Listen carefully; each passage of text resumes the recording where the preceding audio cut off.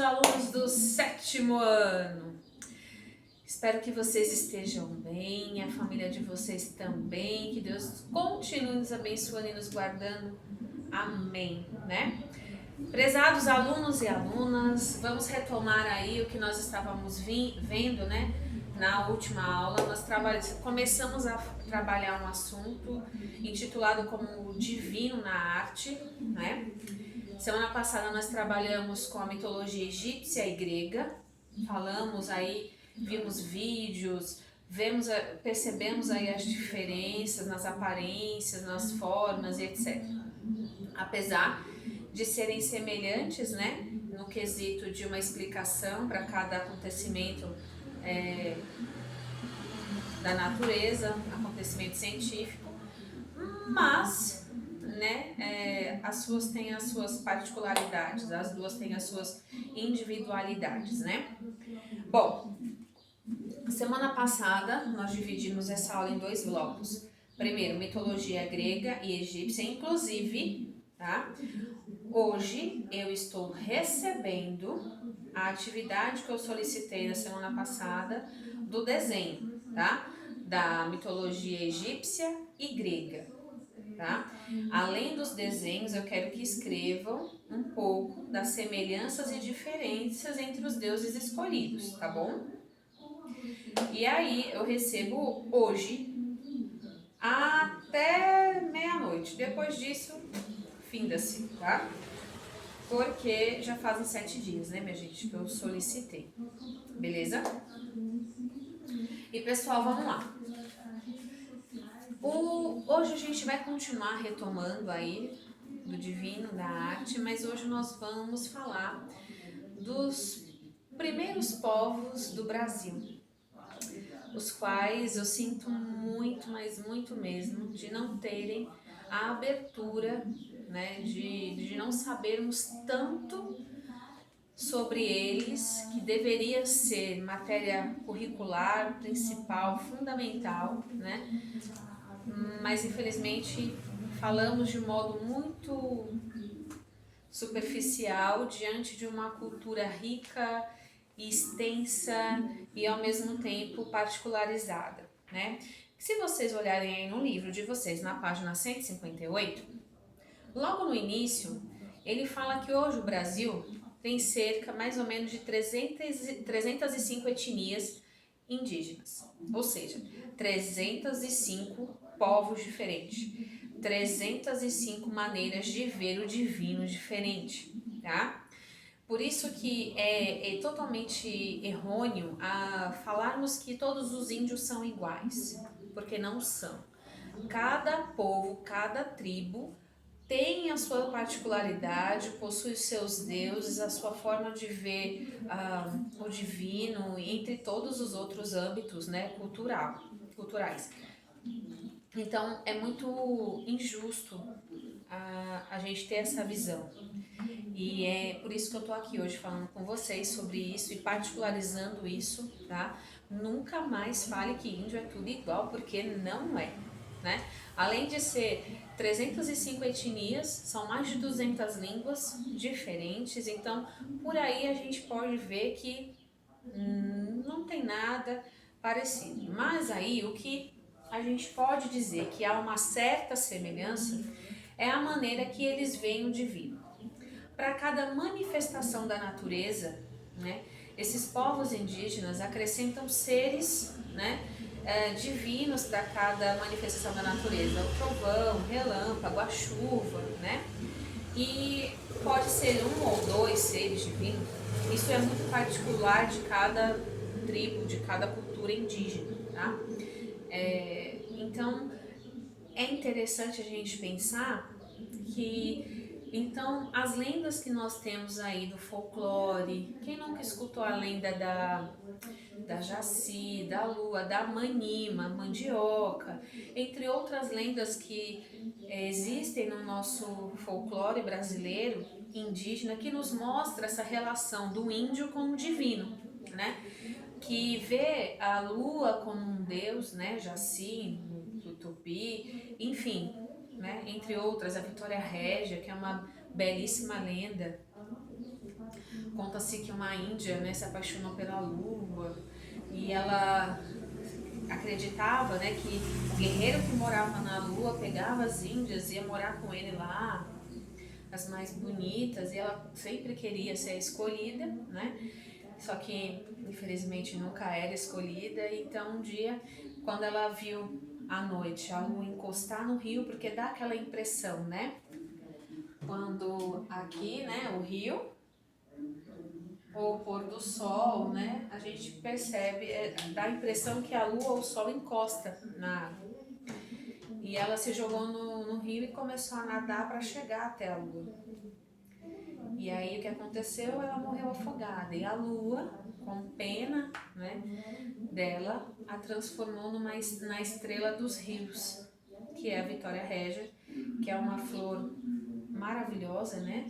Ela parece um disco de pizza. Ela suporta até 5 quilos, né, de peso em cima dela. E à noite, né, diante da lua, ela se abre e exala um perfume maravilhoso, né? Não é lindo? Então, os indígenas, eles têm uma preocupação de narrar, de ter uma representação divina para cada elemento da natureza, tá? Essa lenda que eu acabei de contar para vocês é só para ilustrar aí esse cenário, né, que a tia tá adentrando com vocês hoje. E para ver se vocês entenderam bem, lá na página 159 vai ter essas figuras aqui, ó. O relâmpago, o rio, o sol, né? E aqui tá dizendo o seguinte: e se você tivesse que representar as forças da natureza na forma de um personagem, como você o faria? Pense em um aspecto da natureza e crie um personagem inspirado nesse elemento. Em uma folha separada, desenha e escreva com suas palavras e imaginação. Que atributos ele teria? Qual seria sua vestimenta? Ele teria algum objeto especial? Como seria seu jeito de caminhar e de olhar? Como ele se comportaria com os seres humanos, né? Então, ou seja, lá no seu caderno de desenho, você vai fazer 3 desenhos que represente o Deus Sol, o Deus Relâmpago e o Deus dos Rios, tá? E aí você vai pensar qual seria a aparência, qual seria o objeto especial dessa divindade, como ele se comportaria com os seres humanos. É por isso que também vai envolver escrita, porque além do desenho, você vai ter que explicar, né, qual é essa relação. Então você vai criar tudo, tá? E isso é para a aula de hoje, tá bom? Mais para frente, o texto ainda vai ficar falando aqui justamente sobre essas diferenças, né? Que vocês já leram esse texto na semana passada, então é por isso que eu não vou me segurar muito nele, né? A parte que eu gostaria que ficasse gravado, desculpa, é que vocês nunca mais vão falar que índio é tudo igual. Não é, tá? E na aula também eu vou colocar alguns nomes de alguns povos indígenas. Os Tupi-Guarani, o Yanomamis, né? Eu até disse para vocês que os Yanomamis estão passando uma fase muito difícil agora com o Covid-19, né? Eu não sei se foi bem para vocês, não me recordo.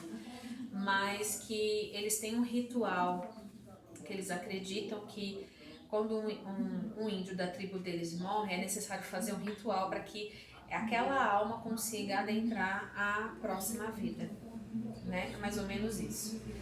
E com o Covid não pode ter contato com o corpo nem nada, então o que acontece é que eles não estão conseguindo fazer esse ritual de despedida, né? E de passagem aí pro morto. Então está sendo muito difícil para a cultura dos Yanomamis, né? Esse momento. Então, eu vou colocar alguns povos indígenas e vou selecionar alguns alunos que vão buscar na aula mesmo interativa informações sobre esse povo. Então, a gente vai conhecer um pouquinho aí das tribos que mais aparecem aí, que a gente tem mais conhecimento, os Tupi-Guarani, os Yanomamis, né? Entre outros aí que a tia vai citar, tá certo? E aí na aula vocês vão buscar informação. beleza? Interativo mesmo. Depois que a gente falar, esclarecer todas essas questões dos indígenas brasileiros, dos nativos brasileiros, nós vamos falar lá na página 161 do divino africano e afro-brasileiro. Ah, tia, então é muito parecido? Não, não.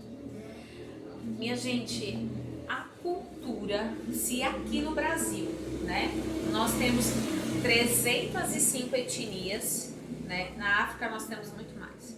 Só de línguas lá tem mais de 2.000 línguas, mais de 2.000 dialetos lá.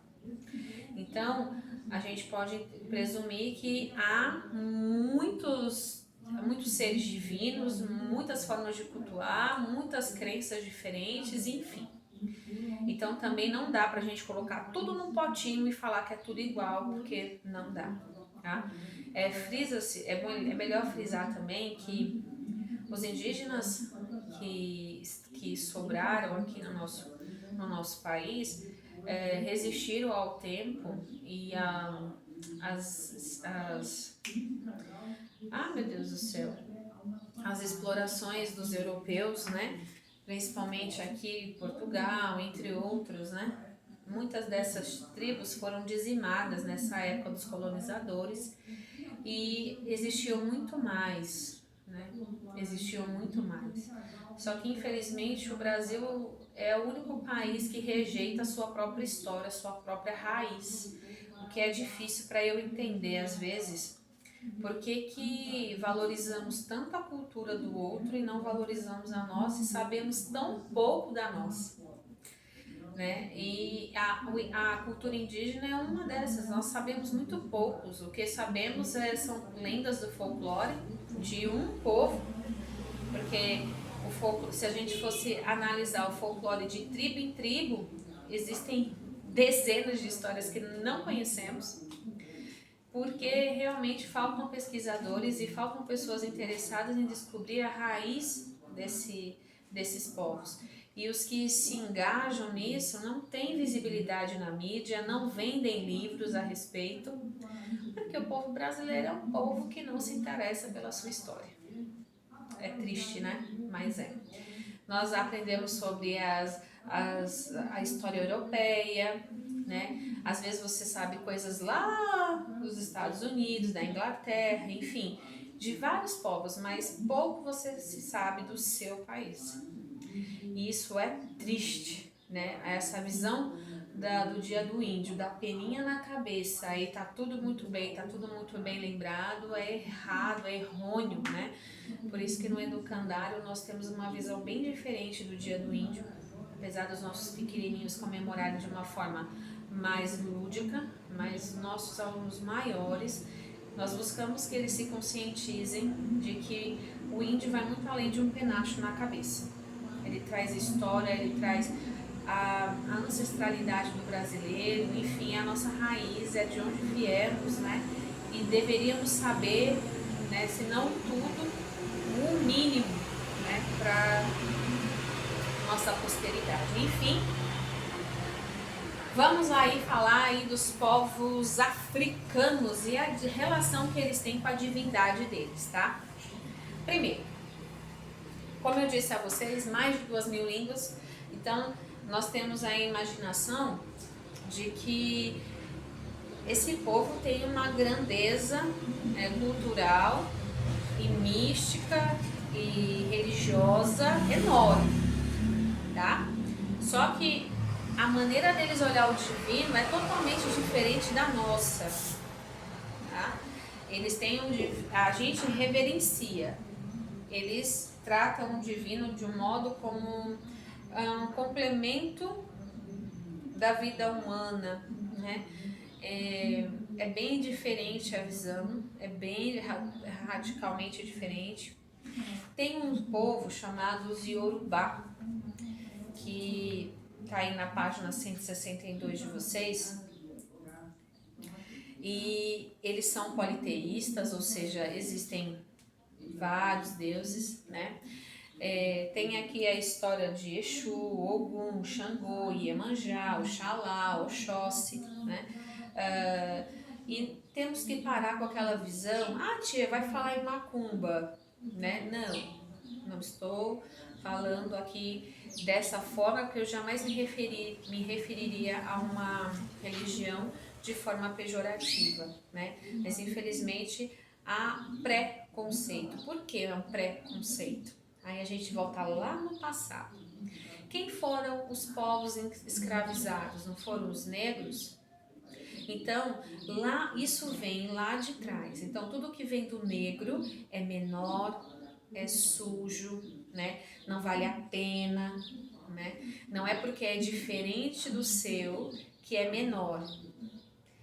Cada um possui a sua crença, cada um tem um direito, é garantido na nossa Constituição, que temos o direito, né, de escolher a nossa religião e de professar a nossa fé da maneira que nos for melhor, né? Então não é porque o outro age diferente, o outro pensa diferente, que é um pensamento menor, um pensamento errôneo, não é, tá?